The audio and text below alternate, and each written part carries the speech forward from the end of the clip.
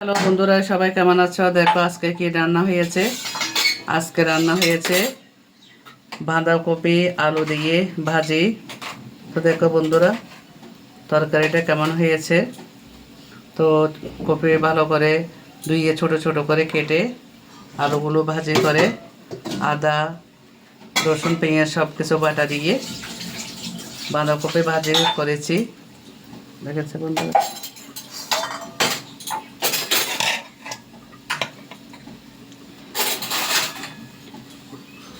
তো আর কি রান্না হচ্ছে সেটা দেখাচ্ছি। বাঁধাকপি ভাজি হয়ে গেছে। আর কি রান্না করছে সেটা দেখাচ্ছি, সাথে থাকো। রান্নাটা কেমন হয়েছে দেখে বলবে। আর এখানে কি রান্না করছে সেটা দেখাচ্ছি। এখানে দেখো বন্ধুরা, ভাতটা হয়ে গেল। আতপ চালের ভাত। চট্টগ্রাম মানুষেরা কিন্তু আতপ চালে খাই, সিদ্ধ চালে খাই না, আতপ চাল। ঠিক আছে, সুন্দর করে ভাতটা হয়ে গিয়েছে। বসানো ভাত বাতারিটে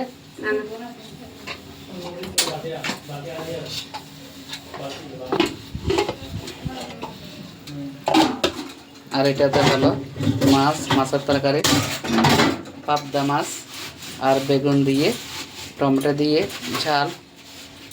তো মাছ আগে সুন্দর করে ভাজি করে নিয়ে মরিচ মশলা কষিয়ে গোটা গোটা পাবদা মাছ বসিয়ে দিয়েছি।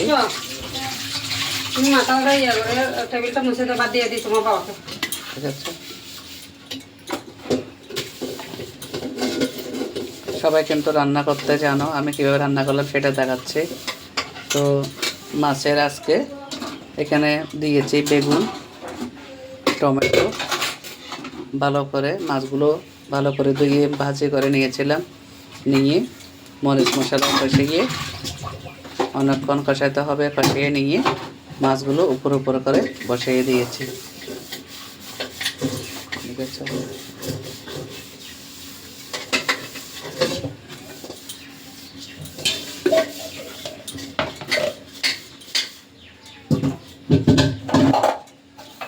আজকে তো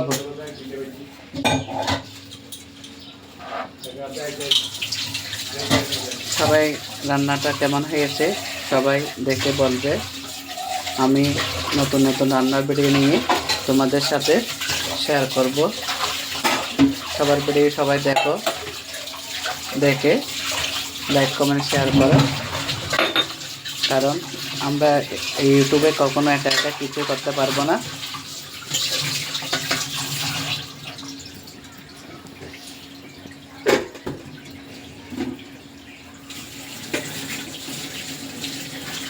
ঠিক আছে,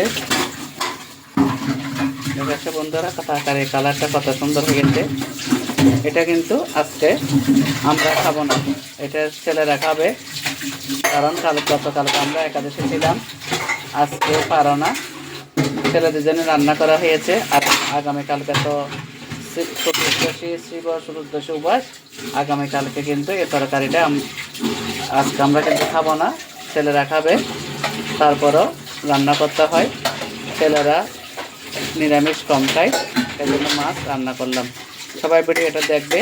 সবার জন্য অনেক অনেক শুভকামনা রেখে ভিডিওটা এখানে শেষ করলাম। সবাই ভালো থাকো, সুস্থ থাকো, নিজেদের খেয়াল রাখো।